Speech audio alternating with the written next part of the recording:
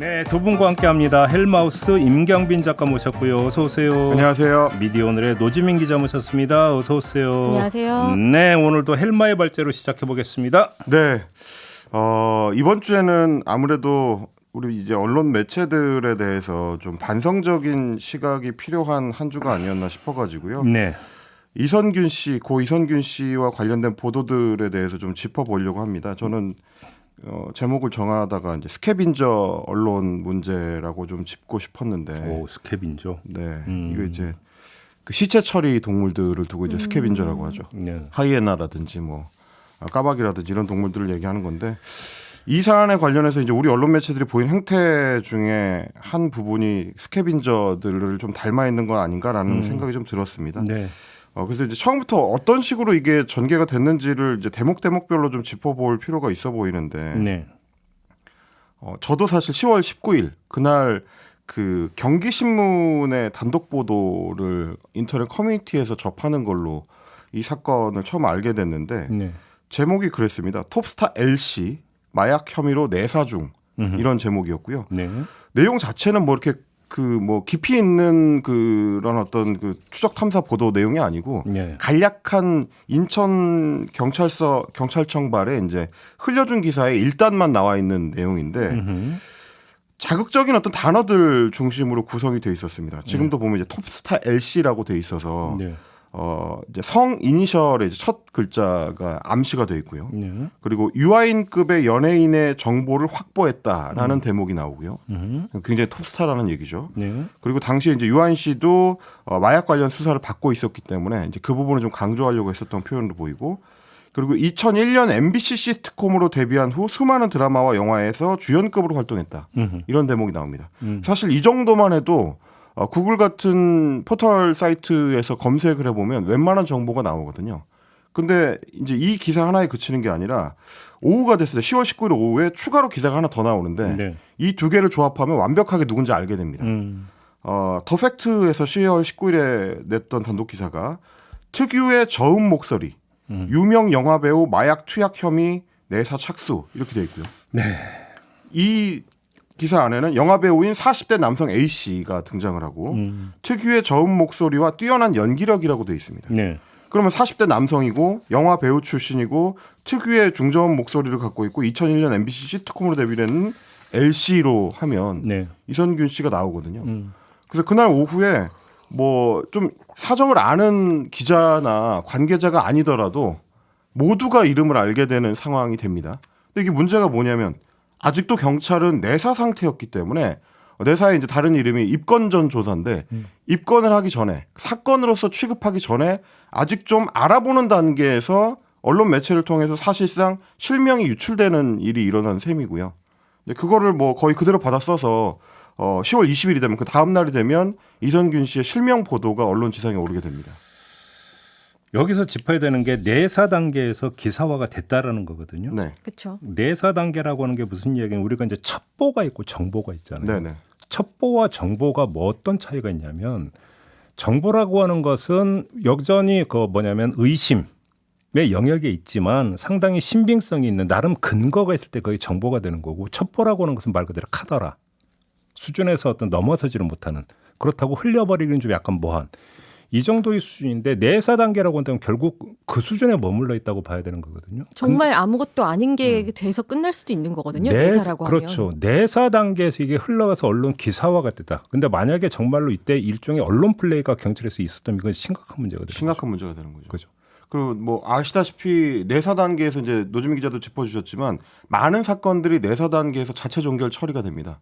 막상 들여다봤는데 첩보 내용하고 실제 내용이 달랐다든지, 그러니까요. 범죄 혐의점을 잡을 만한 어떤 맥락이 없다든지, 이런 사건들이 많기 때문에 이 단계에서는 이렇게 사실상 실명을 알 수 있는 방식으로 보도되는 게 맞느냐.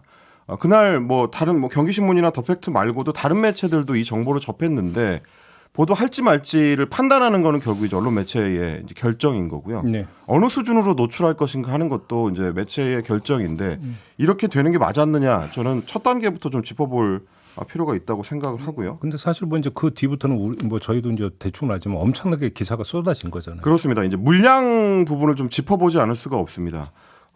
뉴스 빅데이터 분석 시스템 저희도 자주 활용했던 빅카인즈에서 검색을 해보면 빅카인즈만 하더라도 포털하고는 좀 달라서 이제 주요 매체들만 검색 대상으로 이제 설정이 돼 있는데 여기서 지난 석 달 동안 이선균과 마약이라는 키워드 검색을 해보면 2,872건이 나옵니다. 양 자체가 굉장히 많고요. 그리고 매체의 무게로 봤을 때도 YTN이 288건으로 가장 많았으니까 주요 매체들이 그야말로 이제 앞다퉈 다뤘다라고 이야기할 수가 있고 네. 세계일보가 253건, 매일경제가 237건, 헤럴드경제, 서울경제 등등이 이제 100건 넘는 기사를 쏟아냈고요. 그리고 기사의 보도 내용들도 보면 그러니까 매 국면마다 시간이 지나갈수록 이제 그 작은 어떤 키워드 하나가 바뀔 때마다 기사를 추가로 냈다라고 할 수 있겠습니다.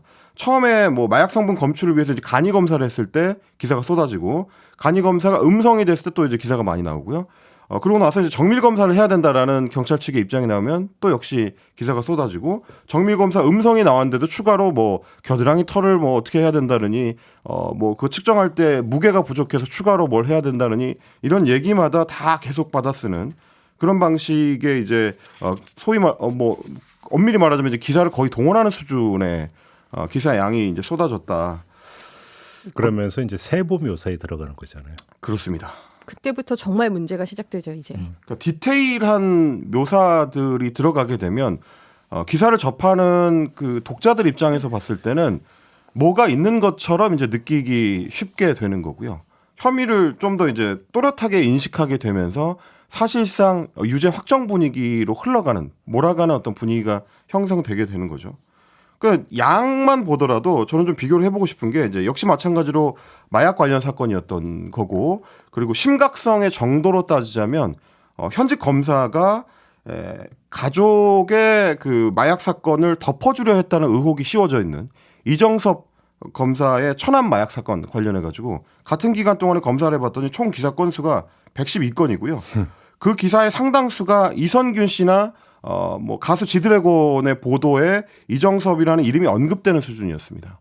그러니까 그렇게 치면 언론들의 관심도나 그리고 이제 기사의 양이나 혹은 디테일 측면에서 완전히 달랐다. 어느 쪽이 더 심각한 문제였는가를 좀 짚어볼 필요는 있을 것 같습니다. 근데 언론이 이럴 때마다 하는 얘기가 그거잖아요. 국민의 알 권리 차원이었다고.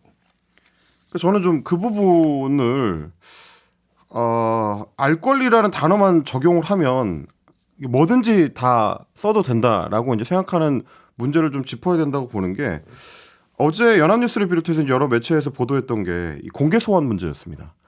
총 3차례 공개 소환을 받았는데 지금 이제 포토라인에 세우는 문제잖아요. 그렇습니다. 그 소환 조사라는 거는 뭐 이제 범죄 피의자가 당연히 받아야 되는 조사긴 한데 그걸 매번 언론에 공개를 해서 수많은 매체들이 카메라를 들이대고 있는 포토라인 앞에 이제 당사자를 세워야 되는 문제는 좀 생각을 해볼 필요가 있다고 생각되는 게요. 그러니까 처음 조사를 받는다면 관심도가 그만큼 높은 상황이고 뭐 이제 기자들이 이제 물어볼 질문들도 있을 수가 있으니까 가능하다고 보는데 그것도 굉장히 조심해야 되지만. 네. 근데 과연 이선균 씨 같은 경우는 두 번째, 세 번째 소환 조사를 받을 때도 수많은 카메라 앞에 반복적으로 세워질 필요가 있었느냐? 그거는 좀 고민해 볼 필요가 있을 것 같습니다. 특히 이제 세 번째 조사 같은 경우는 변호인 측에서도 지하 주차장으로 출입할 수 있도록 해달라고 여러 번 요청을 했다고 하고 그런데도 불구하고 이제 경찰에서 그럴 수 없다는 답변이 돌아와서 결국 또 소환 조사를 받을 때 이제 공개가 된 건데요. 뭐 언론 매체들이 뭐 매일 아침부터 저녁까지 경찰서 앞에서 이선균 씨를 기다리고 있는 것도 아니고 경찰에서 이제 특정 날짜와 시간을 알려주지 않으면 알 수가 없는 건데 굳이 그거를 경찰에서 노출을 시키고 또 이제 매체들은 똑같은 방식으로 비슷한 질문을 쏟아내고 네. 그게 많은 보도가 이어졌던 와중에도 반복되는 어떤 공개 소환이 필요했느냐 그 질문하고 좀 맞닿은 것 같고요. 결국 피의자한테는 이제 강력한 압박으로 특히 연예인이기 때문에 강력한 압박으로 돌아갈 수밖에 없는 거라 좀 조심이 필요한 부분이 아니었나 싶은 생각은 듭니다. 이 부분과 관련해서는 그러니까 예를 들어서 제가 하나 좀 일화를 말씀드리면 그 이제 국정원 블랙리스트 의혹 사건 검찰 수사가 있었어요. 네. 그때 제가 한번 참고인 조사를 받으러 간 적이 있어요. 그래서 이제 저는 처음에 서울중앙지검이라서 아 드디어 보이스피싱이 나한테도 걸려왔구나. 농담이 아니라 그럼 실질적이면서 그런데요. 뭐 이렇게 했어. 저 사실은 말씀해 보세요. 그랬더니 진짜 서울중앙지검이더라고요. 아이고. 근데 왜 전화하셨더니 그 참고인 조사가 필요한데 왜냐하면 이제 그 거기 이제 제 이름도 있기 때문에 그 혹시 좀 와주시면 안 되냐? 알았다 가겠다. 그러면서 물어보는 게 혹시 당신이 온다는 걸 기자들한테 알려도 되겠느냐고 물어보더라고요. 참고인 조사 받으러 오는 걸 기자들한테 알려도 되겠느냐. 그래서 제가 뭐라고 대답했는지는 국가기밀상이니까 여기서 얘기를 안 하고. 그래서 제가 이 얘기를 왜 하냐면 누구를 불러서 조사한다라는 것도 사실은 본인의 동의를 받아서 본인의 동의를 구하는 절차를 거친다라는 거예요. 그렇습니다. 그런데 하물며 포토라인에 세우는 거는 이건 수사공보 준칙인가 아마 여기가 개정이 되면서 본인의 동의가 없으면 세울 수 없는 걸로 저는 그렇게 알고 있거든요. 그렇게 되어 있습니다.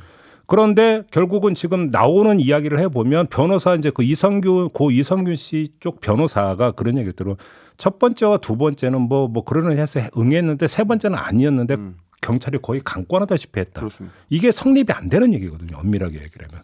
그런데 결국은 저는 싫습니다 했으면 경찰이 받아들여야 되는 거죠. 근데 아니었잖아요. 이게 문제인 거죠, 사실은. 경찰에서도 어제 해명을 뭐라고 했냐면 기자단 내부에서도 의견이 엇갈리는데 괜히 비공개로 소환했다가 숨어서 들어가는 것처럼 영상이나 사진이 찍히면 오히려 더 손해다. 이런 식의 답변을 했다는 거예요. 그 논리가 돼버리면은 저기 그 동일구에서 동의를 안 하면 결국은 다 저기 세워야 된다는 얘기가 저기 문제가 있다는 얘기가 되는 거잖아요. 그렇죠. 왜냐하면 그렇잖아요. 그럼 뭐 포토라인에 안 세우면 기자들이 우르르 몰려서 거기서 현장에서 어떤 상황이 발생할지 몰라서 안전사고가 발생할지 모른다. 그래서 걱정됐다 이 얘기잖아요. 그럼 다른 사례도 다 적용돼야 되는 거죠. 기자단이랑 협의를 그렇게 항상 많이 잘 하면서 이런 핑계를 댄다는 것 자체가 애초에 말이 안 되는 거죠. 이게 거부를 해서 포토라인에 안 세우기로 했으면은 촬영을 하지 않는 것까지도 협의 대상인 거지. 알겠습니다. 하여간 다 짚고 이야기합시다. 근데 이제 그 사망 이후에 저는 이제 그 전에 이제 맥락을 좀 짚어야 되는 게, 그러니까 범죄 혐의라는 게, 뭐 이성균 씨 같은 경우는 마약을 복용했느냐 안 했느냐 이게 이제 아주 단순한 사안인 거거든요. 그런데 과연 그 과정에서 보도를 할 때 어느 정도 수준으로 소위 말하는 그 디테일들을 보도할 필요성이 있었느냐는 부분은 좀 고민이 필요한 것 같습니다.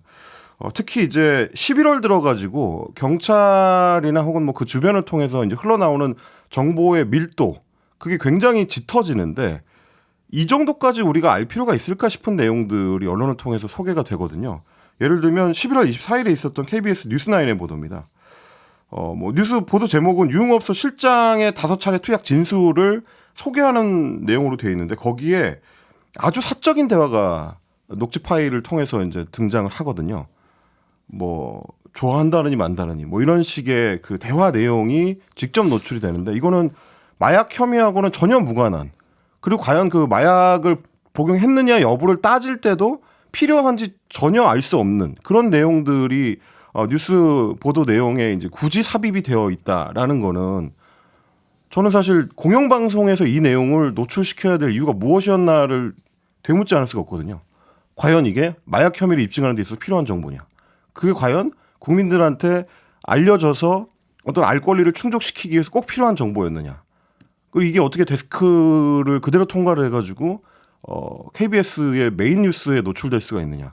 여러 가지 측면으로 좀 다시 생각해봐야 되는 포인트가 있었던 보도인 것 같고, 뭐 논란의 여지는 있습니다만 JTBC의 12월 26일 사망 직전의 보도인데 여기는 이제 빨대라는 단어가 등장을 합니다. 빨대를 통해서 코로 흡입을 했다라는 내용이 등장을 하거든요. 이건 역시 마찬가지로 경찰 조사 과정에서도 이성균 씨 측하고 이제 반대 측하고 계속 논쟁이 있었던 부분이고, 이성균 씨 측에서 이제 거짓말 탐지기를 통해서 확인해달라고 얘기했었던 대목이기 때문에 뭐 음성 그 검출이 그러니까 마약 검출이 안 되고 음성 판정을 받은 상황에서는 다툼이 많은 상황에서 이렇게 구체적인 정황을 소개하는 게 사실상 혐의를 인정하는 것처럼 비쳐 보일 수 있는 측면이라 역시 마찬가지로 조심했어야 되는 내용인데 제목으로까지 뽑히면서 상당히 화제가 많이 됐거든요. 그건 이제 피의자한테 상당한 심리적 압박이 됐을 거고 여러 가지 측면에서 좀 이 디테일들에 대해서는 고민이 필요했다. 저는 또 그렇게 생각을 합니다. 좀 이제 좀 그 정리 좀 합시다. 그러니까 고 이성균 씨 관련 보도로만 제가 볼 때는 한정이 돼서도 안 된다고 보는 게 일종의 어떤 그 범죄 보도 전반에 대해서까지 확정을 해서 이야기를 할 수가 있을 것 같은데 아까 이제 헬마가 이야기했던 알 권리라고 하는 부분들. 국민의 알 권리에 부응해서 언론이 보도를 한다라고 하는 것들을 도대체 어떻게 이해를 할 것인가. 여기서 그러면 국민의 알 권리가 왜 필요하냐라고 하는 문제가 생기는 거거든요. 이거는 호기심 충족해 주기 이런 게 아니잖아요. 그러니까 주권자가 국정 운영에 참여하는 방법은 공론장에 들어가서 자신의 의사를 표현하는 거예요. 그렇죠. 근데 공론장에서 자신의 의사를 표현하기 위해서는 의사를 표명하는 그 대상에 대한 사안에 대한 이해가 필요한 거죠. 그렇기 때문에 그래서 알 권리가 그러니까 존중돼야 된다고 얘기를 하는 네. 거거든요. 그러니까 알 권리는 주권자의 민주주의적 참여를 위한 기초인 것이죠. 그런데 그러면 공론장에서 그 펼쳐져야 되는 그러면 주권자의 의사가 뭐냐? 이성균 씨가 마약을 했느냐 안 했느냐? 이성균은 유죄냐 무죄냐 이 문제냐라는 거예요. 이건 아니잖아요. 그렇죠. 그게 주권자가 공론장에서 의견을 표명해야 될 사안이 아니라는 거예요. 그거는. 더 중요한 것은 공적인 사안이라고 하는 것은 자 사건에 대해서 그러면 대한민국의 수사기관이 제대로 바르게 수사를 하고 있는가 아닌가는 공론장에서 얘기할 수 있는 거죠. 이것이. 이거와 수사가 제대로 이루어지고 있는가냐고 하는 어떤 감시 차원의 이야기와 이성균 씨가 마약을 했느냐 안 했냐 고로 유죄냐 무죄냐라고 하는 것은 얘기가 영역이 전혀 다른 거라는 거예요. 그런데 후자에 쏠려 있었다라는 거죠. 보도 자체가. 이거는 그러면 공론회장에서 유무죄를 공론회장에서 의견을 표명해서 여론을 가지고 결정을 합니까? 말이 안 되는 거잖아요. 그러면 왜 보도는 그럼에도 불구하고 수법 무슨 일이 있었는가 디테일에 왜 집중하느냐. 그것이 국민의 알 권리 부응 차원이다. 제가 볼 땐 이게 헛소리라는 거예요. 이게 자체가. 이 자체가 말이 안 되는 얘기라는 거예요. 그런 점에서. 그러니까 요즘에 이 사건 관련해서 언론도 그렇고 굉장히 여러 미디어 채널을 통해서 온갖 정보 같은 것들이 쏟아져 나왔잖아요. 그래서 보면서 뭐 포털 이야기도 하고 뭐 여러 이야기도 하지만 지금 기성 언론이고 이제 뭐 소위 메이저 언론이라고 하는 공적 책임을 가지고 있는 언론들이 거의 유튜브나 이런 곳이랑 경쟁을 하고 있다. 이런 생각이 들 때가 많거든요. 특히나 이제 뭐 JTBC 보도의 제목이나 KBS 같은 경우는 사실 기자들이 다 알죠. 이걸 보면서 이게 알 권리라고 생각을 해서 이걸 제목에 꼭 올려야겠다. 이렇게 생각하는 사람이 누가 있겠습니까? 간단하게 모든 언론사가 황색화된 거죠. 뭐. 네. 어렵게 얘기할 게 뭐 있어요. 그리고 또 한편으로 보면은 뭐 KBS나 JTBC는 아닐 수도 있겠지만 방금 사례에서는 보통 이제 온라인 대응을 하는 기자들이랑 그렇지 않은 기자들이 좀 구분이 돼 있다 보니까 기자들이 욕하면서도 나는 아니다라고 생각하는 경우가 많은데 저희가 항상 얘기를 뭐 비카인즈를 인용을 하기도 하고 뭐 다른 경우 이야기를 하기도 하면은 덩치가 큰 언론사일수록 그런 기사들이 많이 쏟아지거든요. 그럼 결국에는 사람들은 그 매체를 보는 거지 그 기자들이 누가 어떻게 다른지도 모르고 다 자기한테 돌아오는 건데 이걸 너무 그렇게 남일처럼 쳐다보고 있으면 안 된다. 이런 점도 심각하게 생각해야 됩니다. 개인적으로 제일 기억에 나는 게 거의 동시에 터진 게 G드래곤 건이었잖아요. 네. G드래곤 보도에서 제가 지금도 기억이 나는 게 그때 검찰에 이제 출석해서 조사를 받으러 이제 그 검찰에 아니 경찰에 그러니까 출석을 할 때 네. 걸음걸이를 분석을 하더라고요. 그렇습니다. 아, 네. 기억하십니까? 네. 아, G드래곤이 지금 걸음을 저렇게 걷는 게 왜 걸을까? 그렇죠. 그다음에 과거에 이런 식으로 걸은 적도 있다. 뭔 얘기예요, 그 얘기가? 응? 이미 그거는 뭐 혐의를 결정을 짓고 나서 단서를 찾아내는 것처럼 보도를 하는 거죠. 마치 마약에 절어 있는 사람인 것처럼 이제 묘사가 그러니까 되는 제 거죠. 얘기가 바로 네. 그런 거죠. 그러니까 이게 고 이성균 씨 보도로만 국한이 되는 게 아니라 거의 범죄 보도에서 지금 다 이런 양상이 계속 나타나고 있다는 거예요. 시시콜콜하게. 그게 도대체 알 권리 공론장에서 그러니까 펼쳐지는 공론과 무슨 상관이 있느냐라는 거고 거기다가 알 권리를 왜 들이미냐라는 거예요. 제 얘기가 그게 장사용이지 누가 보더라도. 이거 하나 말씀드리고 싶고 어제 그제 계속 이제 그 가로세로 연구소의 녹취록 공개를 계속 때리더라고요. 네, 네. 제가 이 자리에서 가로세로 연구소 두둔할 생각은 1도 없습니다. 0.1도 없습니다. 근데 저는 여기에는 또 하나의 함의가 있는 게 뭐냐면 결국은 또 하나 그래 네가 대신 맞아라. 우리는 뒤로 빠질 테니까. 이 부분도 있는 거 아닌가요? 까놓고 얘기해서. 그렇죠. 있지 않습니까? 네.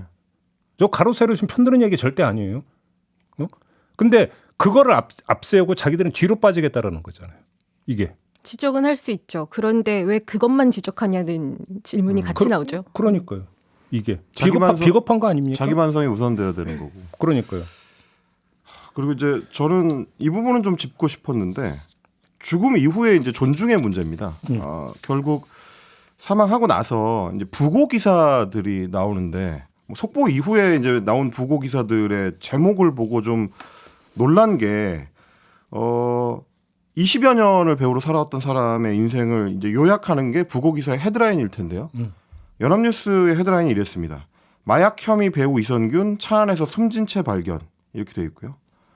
그리고 이제 한국경제의 헤드라인은 마약 혐의 이선균 사망 차량에서 숨진 채 발견 이렇게 되어 있습니다. 그러니까 이선균이라는 배우의 마지막 모습을 요약하는 게 결국 마약 혐의 배우였다라는 점이 좀 저는 좀 안타까웠는데 왜냐하면 이제 같은 시간에 똑같이 그 죽음을 보도한 뭐 AP통신 같은 경우는 요약을 이렇게 했습니다. 오스카상 수상한 영화 기생충의 배우 이선균 숨진 채 발견이라고 되어 있고요.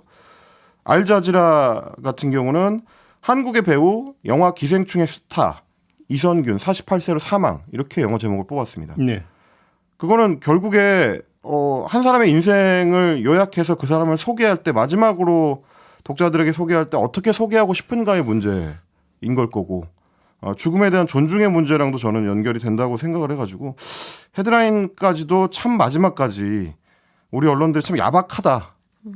이렇게 했어야 되는가라는 생각을 좀 하게 됐습니다. 그러니까 물론 이제 해외 외신들 같은 경우는 이제 이선균이라는 배우를 뭐 오스카상이나 기생충으로 알았기 때문에 가장 이런 제목의 그렇죠. 수식어를 달아야 바로 이렇게 이해를 하기가 쉬울 텐데 뭐 다만 이제 마약 혐의 이런 것들을 붙어서 사망을 전하는 건 여전히 뭐 무죄 추정의 원칙이나 이런 것 없이 그냥 혐의가 있는 사람으로 단정을 하고 보도를 하고 있다. 이 문제가 있죠.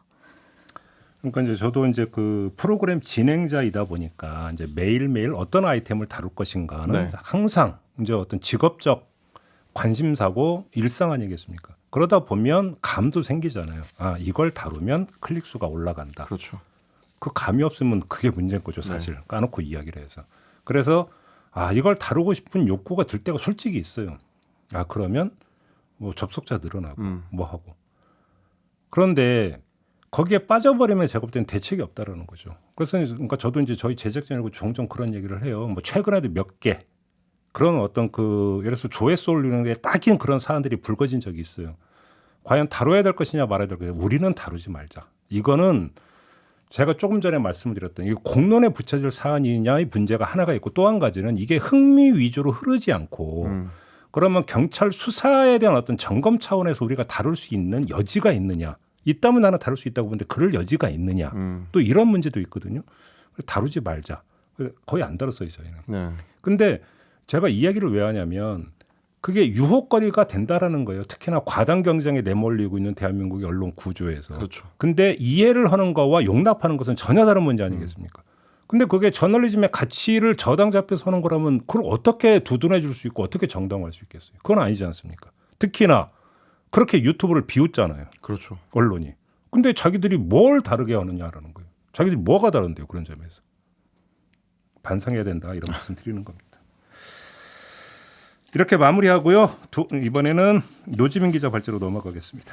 네, 그 이번 주에 시선집중 본방송에서도 좀 다뤘던 이야기인데 그 청부민원 의혹 류일임 방심위원장 지금 강하게 반발을 하면서 반격을 하고 있는 상황인데요.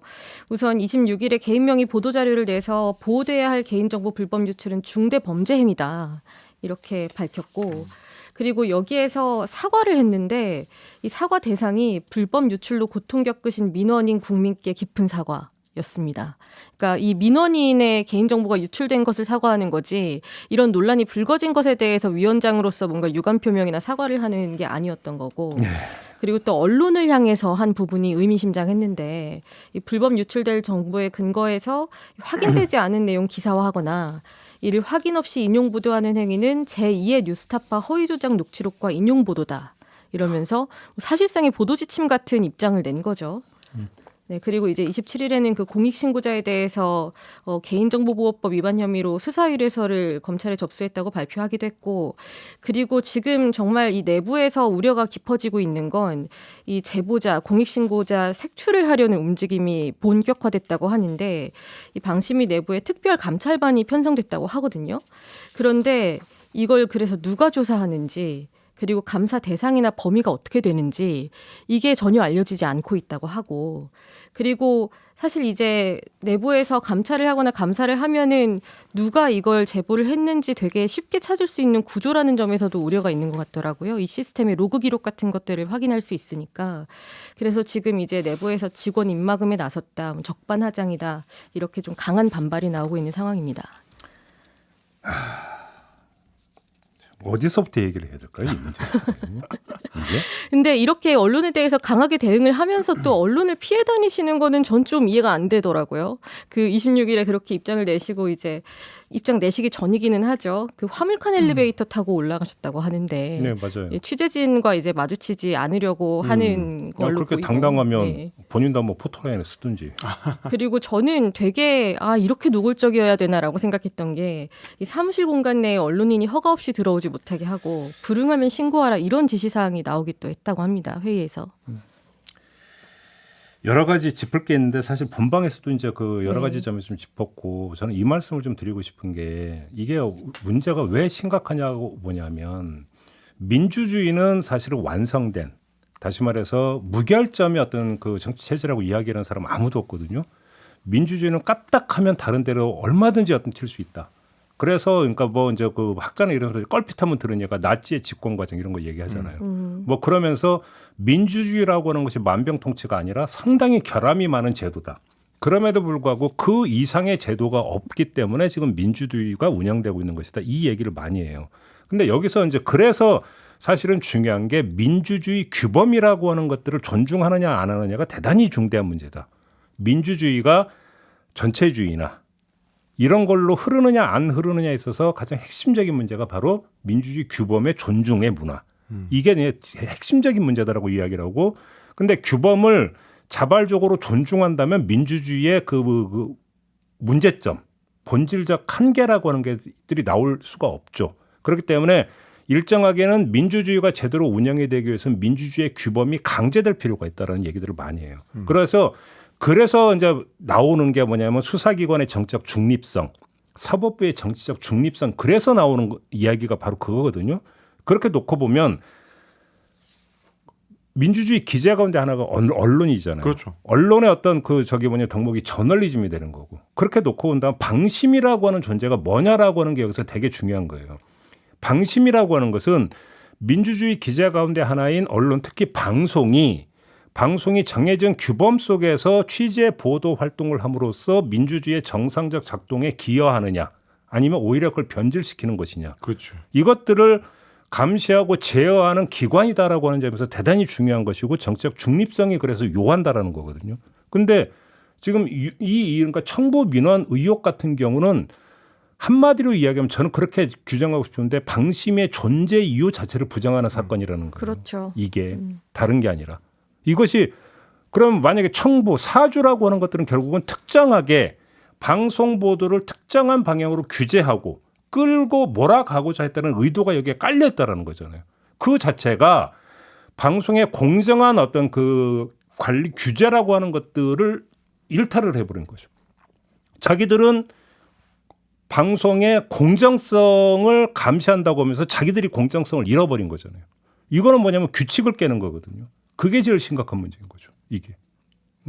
그리고 이제 그렇게 되면 사실은 제도적 장치나 어떤 문제제기 과정 같은 것들은 그냥 어떤 의지를 형식적으로 보여주기 위한 과정에 불과하다는 얘기가 되는 거고요. 네. 그러니까 원래 그 제도를 만들어 놓은 취지 자체를 부정하는 셈이 되는 거죠. 그렇죠. 그러니까 이제 민원인들이 어떤 방송 내용을 보고 문제가 있다고 생각을 해가지고 이걸 심의해달라고 요청하는 게 아니라 권력자들이 애초에 의지를 갖고 있고 나머지는 다 그 의지를 위해서 동원되는 수단에 불과하다. 어떤 과정을 거치든지 간에 그건 그렇게 중요하지 않다.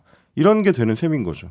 아니 그러니까 저희가 여기서 그러니까 뭐 100번 이야기할 필요가 없는 게 김홍일 방송통신위원장 후보자가 네. 청문회에서 이게 정말로 그랬다라면 이건 이해충돌에 해당이 된다고 발언하지 않았습니까? 네, 사실관계에 따라서 맞다면 이해충돌방지법에 해당될 수 있다. 그렇죠. 좀 많이 전제를 깔아두긴 했습니다만 해당될 수 있다고 판단을 했죠. 그러면 사실이냐 아니냐, 청부 내지 사주에 해당이 되느냐 안 되느냐만 가리면 되는 거잖아요. 그렇죠. 그러면 이 문제를 또 그러니까 그 제기한 언론 보도가 이거 뭐 제2의 어떤 그냥 김만배 녹취록 인용 보도에 해당이 될 수 있다고 또 이렇게 은음장 났다는 거잖아요. 유일임 위원장. 그럼 제가 그분한테 한번 되묻고 싶은 게 본인도 기자 출신이잖아요. 언론의 기능은 언론은 수사권이 없어서 강제적인 수사를 통해서 진실을 입증할 권한이 없어요. 능력도 없고. 그렇기 때문에 언론이 할 수 있는 것은 합리적 의심이에요. 언론이 제기하는 것은 합리적 의심이에요. 다시 말해서 언론은 직업적으로 의혹을 제기하는 게 언론의 직업이에요. 다만 그것이 카드라가 아니라 합리성에 기초한 의혹이냐.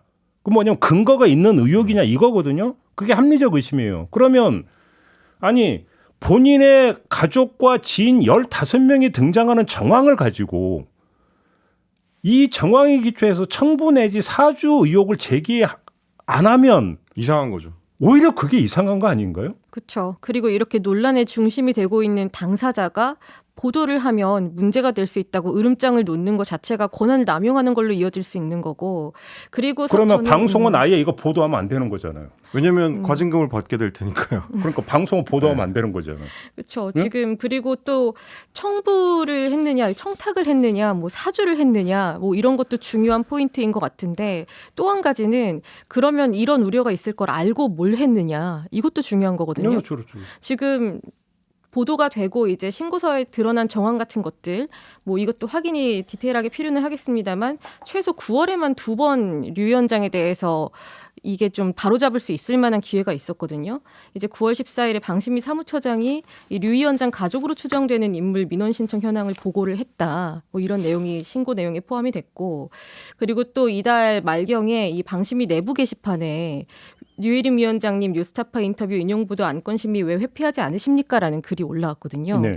그러면 지금 이렇게 우려가 될 만한 상황이 있다라는 걸 판단을 했을 때 적어도 이걸 시정을 하려고 하거나 아니면은 뭐 오해가 있다고 판단을 한다면 이걸 바로잡으려는 무언가를 했어야 하는데 그냥 손 놓고 있다가 이런 정황이 드러나니까 이렇게 민원인 정보가 공개된 게 불법이다라고 대응하는 게 이미 방송통신심의위원회의 그런 존재 가치나 위원장으로서의 권위를 굉장히 부정하고 있는 거죠. 네. 유일임 위원장한테 꼭 한 말씀 드리고 싶은 게 본인도 기자 출신이잖아요. 네. 이거저거 그냥 길게 얘기할 것 없이 직업적 양심이라는 게 있잖아요. 그렇죠? 네. 기자에게도 직업적 양심이라는 게 있을 거 아닙니까? 그걸 한번 되돌아봤으면 좋겠다는 얘기를 진짜 하고 싶거든요. 뭐 저도 찍힐지는 모르겠지만 그래도 해야겠습니다. 직업적 양심. 평생을 기자로 살아오신 분인데 방송 기자로 직업적 양심에 비춰서 한번 그러면 이 사안은 본인 되돌아보라. 그런 얘기를 할 수밖에 없습니다. 기자 류휘림한테 이 사안이 왔다면 보도를 안 했을 것이냐. 그렇죠. 그다음에 또 한 가지 이제 이 문제를 제기하더라고요. 가족이고 지인인지 어떻게 알았는데 여기서 뭔가 불법적 행위가 있었던 것 아니냐. 그 얘기 지금 제기되고 있잖아요. 네. 국민의힘에서도 어떤 그런 이야기 나왔고 그다음에도 그러니까 저희도 인터뷰했는데 그런 의혹을 제기를 하더라고요. 저는 뭐 그러면 그건 그것대로 팔아. 그것도 뭐 관련 조사나 수사 과정에서 확인이 될 부분인 거죠. 그렇죠. 근데 그러면 그것대로 파는 건 좋은데 그렇다고 해서 그러면 이것이 그러면 묻혀지고 아무 문제가 없는 것으로 그럼 치부돼야 될 사안이냐. 아니라는 거잖아요. 분리를 그건. 해서 봐야 될 부분이죠. 그렇죠. 이게 전형적인 물타기라는 거죠. 이게 전형적인 물타기. 다른 게 아니라. 그게 옛날 92년 대선 때 초원 복급집 사건 기억나십니까? 그렇죠. 네. 네. 거기서 그러니까 그 이른바 아주 높으신 공무원들이 당선 모의를 한 거거든요. 여당 후보 당선 모의를 한 건데 그거를 도청을 했다고 해서 나중에 뒤집어가 왜 도청을 하냐 이 문제로 그러니까 저기 그렇죠. 뭐냐면 소위 되치기를 한. 몰아버린 네. 그거 뭐가 다른 건데 이게 그렇게 따지면 그리고 저는 이제 어떻게 파악을 했느냐 뭐 이런 부분이 이 사건의 본질이라고 생각을 하지는 않는데 그 지금 공개된 민원 내용을 보면 여러 명의 다른 인물들이 똑같은 내용으로 중간에 그 물음표 부호 들어간 것도 같은 위치에 들어간 게 여러 건이 올라온 거잖아요. 그리고 사실 류일임 위원장 같은 경우에는 그 동생분 같은 경우에는 성함이나 이제 어떤 일을 하는지 이런 것도 좀 알려져 있는 인물이고, 그리고 또 누님분 관련해서도 예전에 YTN 플러스 대표이사 지내셨을 때 또 이제 관련 논란이 있기도 했었고 해서 지금 저 같은 경우는 만약에 제가 방심위 직원으로 민원을 담당하는 사람이면 이렇게 여러 사람이 똑같은 내용으로 민원을 올리는데 심지어 중간에 문맥이랑 상관없는 문장보 들어간 것까지 똑같다. 이러면은 의심을 해볼 법하지 않나. 뭐 이런 생각도 듭니다. 저는 여기서 그래서 반드시 그 지금 그 짚어야 되는 문제 중에 하나가 익명의 신고자잖아요. 지금 네. 우리는 누군지 몰라요. 누군지 모르지만 예를 들어서 하여간 지금 흐름이 그렇게 나타나고 있기 때문에 국민권익위원회에서 이 사람을 공익 제보자로 인정을 예. 하고 보호 조치를 하느냐 마느냐. 이것도 되게 중요한 문제다. 그렇죠. 지켜봐야 되는 문제다라는 거죠. 아직 이제 그 얘기는 없는 거 아니겠습니까? 그거에 따라서 어떻게 알았는데 요 얘기는 아마 좀 조정이 될 것이다. 네. 그래서 권익위에도 지금 저희가 시선 집중할 필요가 있다. 이 말씀도 좀 함께 드려야 될 것 같습니다. 네, 그리고 이제 뭐 오늘 언론 얘기 많이 하긴 했는데 뭐 짧게 잠깐 언급을 하면 아까 뭐 류일임 위원장의 엄포 때문이라고 생각을 하고 싶지는 않지만 실제로 보도하고 있는 언론이 많지가 않거든요. 그러니까 류일임 위원장과 이제 청부민원 의혹이 거론이 되는 것들은 이제 대체로 이제 정치권 이슈로 다뤄지거나 류 위원장 입장문을 전하거나 그리고 KBS 같은 경우도 이렇게 따옴표를 따서 하는 보도 정도만 있고 이 의혹 자체에 대해서 뭐가 문제인지 아까 말씀하신 뭐 합리적 의심에 기반한 그런 보도들이 잘 나오지 않고 있어서 그것도 문제예요. 왜 네. 언론이 보도를 안 합니까? 그렇죠. 지금 보도를 한다는 게 우리가 기사를 쓰고 있는데 무슨 말을 하느냐라고 생각하시는 분들이 있다면 정말 어떤 기사들이 나오고 있는지 한번 검색해서 제목들이라도 한번 보시기 바랍니다. 다시 한번 말씀드리는데요. 류일임 방송통신심의위원장님 본인의 기자적 양심을 한번 되돌아보셨으면 좋겠습니다. 라는 말씀을 다시 한번 드리도록 하겠습니다. 자, 제작진 괜찮으실까요? 네? 지금 제작진 뭐 괜찮으실까요? 아무 상관없습니다. 네. 왜 근데 제작진으로 넓혀요? 네. 아무 상관없습니다. 네. 자, 오늘은 이렇게 마무리하고 정리를 해야 되는데요. 그 전에 우리 촌철님들에게 아주 특별하게 알려드릴 사안이 하나가 있습니다. 헬마우스 임경빈 작가가 오늘을 끝으로 시선 집중을 떠납니다. 오늘이 헬마우스 임경빈 작가의 마지막 방송인데요. 자, 헬마의 한번 고별사를 들어보겠습니다. 말씀을 드리려고 하니까 또 먹먹하네요. 제가 2021년부터 시선 집중에 참여를 해가지고 비컨 뉴스부터 시작을 했습니다. 네, 비컨 뉴스부터 시작을 하셨습니다. 네, 네.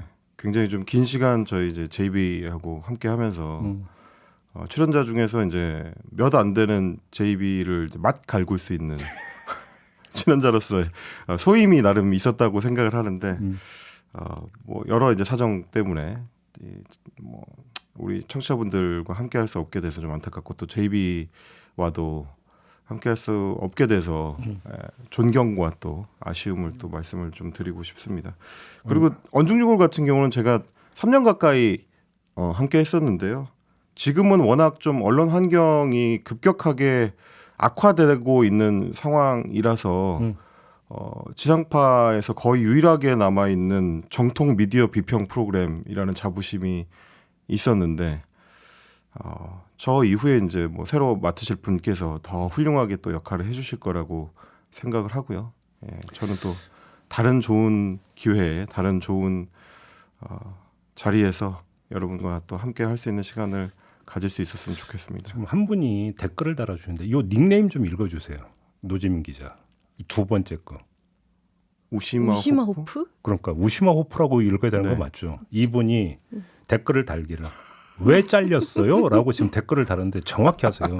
저희가 잘렸어요.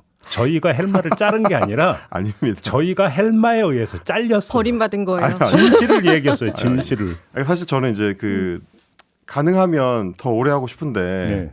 3년여를 하다 보니까 이제 뭐랄까 이제 개인적으로는 능력의 한계도 사실 좀 느끼고 된다는 느낌을 좀 받아서 더 이제 좋은 품질의 방송을 만들기 위해서는 한 번 또 이제 리프레시가 필요하지 않을까라는 그런 생각을 하게 된 겁니다. 하나만 더. 청풍랑자님이 헬마 출마하나요? 지금 어느 동네 사시죠? 전혀 아닙니다. 파주로 제가 알고 있는데. 출마를 할 수도 없고 누가 하라고 하는 사람도 없습니다. 네. 잠깐 좀 설명을 드리면 우리 임경빈 작가 이제 매일 밤 심야 시간에 유튜브 채널을 운영을 하고 있습니다. 그러니까 타이틀이 뭐였죠? 사장 남천동이라는 유튜브 채널입니다. 네, 지금 사장 남천동에서 너무 힘 빼서 그렇다는 분도 계시네요. 바로 그겁니다. 네. 그래서 이제 이 유튜브 채널에 이제 집중을 하고 사실은 이제 그 심야에 방송하고 바로 이른 아침에 나와서 방송하기가 쉽지가 않은 부분들도 있고 해서 네. 그래서 저희가 잘렸다라고 하는 점을 아닙니다. 다시 한번 말씀을 드리면서 근데 제가 아까 잠깐 대기하면서도 말씀드렸는데 저는 헬마우스가 언중요골의 정체성이라고 생각을 했는데 떠나시면 버림받은 거야. 저보다 훨씬 훌륭한 분이 오실 겁니다. 네. 대체 제이비가 어떻게 했길래 이렇게 소중한 자산이 떠나가나라는 생각도 들고 아니 왜 또 나를 물고 늘어지냐고 도대체가. 이렇게 그래도 이제 좀 바른 소리를 하던 청년이 떠나가게 되는 상황이 안타깝습니다. 바나나 우유님이 뉴스사이킥은 나오죠라고 질문 주는데 이제 거긴 계속 출연하시죠. 네. 저희가 벌림을 받았다니까 다시 한번 얘기하지만 아무튼 뭐 떠나보내는 마음이 아쉬워서 뭐 제가 계속 이런 말씀을 좀 드렸는데요. 화이트 테일님이 잘 쉬고 돌아오세요. 그러니까 제가 드리고 싶은 말씀이 그겁니다. 저희의 문은 항상 열려 있으니까 네. 언제라도 변심을 하시면 다시 돌아오실 수 있다. 이 말씀 드리면서 오랜 시간 동안 저희하고 함께 해주셨고 정말 또 말투라 같은 이야기를 많이 해주셨기 때문에 저희 방송에서 참 많이 도움이 됐고 그 점에 대해서 다시 한번 감사드린다. 이 말씀도 함께 드리겠습니다. 저도 너무너무 감사했습니다. 네. 그리고 유튜브 그러니까 채널도 번창하시기를 진심으로 기원을 하고요. 고맙습니다. 네. 그다음에 노지민 기자는 너무 섭섭해하지 마시고 다음 주부터 저 자리에 어떤 분이 오실까요? 네. 갑자기 이 헬마의 그 기운을 이렇게 가져와야겠다는 생각이 많이 드네요. 아이가 이렇게 좀 아쉬움을 전하면서 헬마우스 임경빈 작가하고는 인사를 좀 나눠야 될 것 같습니다. 그동안 고생 많이 하셨고요. 떠나보내는 마음 아프다라는 거 전해주시면서 새해 복 많이 받으시기 바라고 고맙습니다. 우리 노지민 기자도 새해 복 많이 받으시고요. 네. 청취자분들도 새해 복 많이 받으십시오. 저희 제작진이 또 케이크를 또 준비해 주셨네요. 너무 감사합니다. 네. 심지어 포장도 뜯지 않고 주셨다는 것은 통째로 다 가져가라는 거 아닌가요? 먹어야 되는데 저거. 너무 감사합니다. 네, 아무튼 감사의 말씀을 드리면서 오늘 언중요골은 좀 이렇게 마무리하도록 하겠습니다. 두 분 수고하셨고요. 저도 함께 물러가겠습니다. 고맙습니다. 고맙습니다. 감사합니다.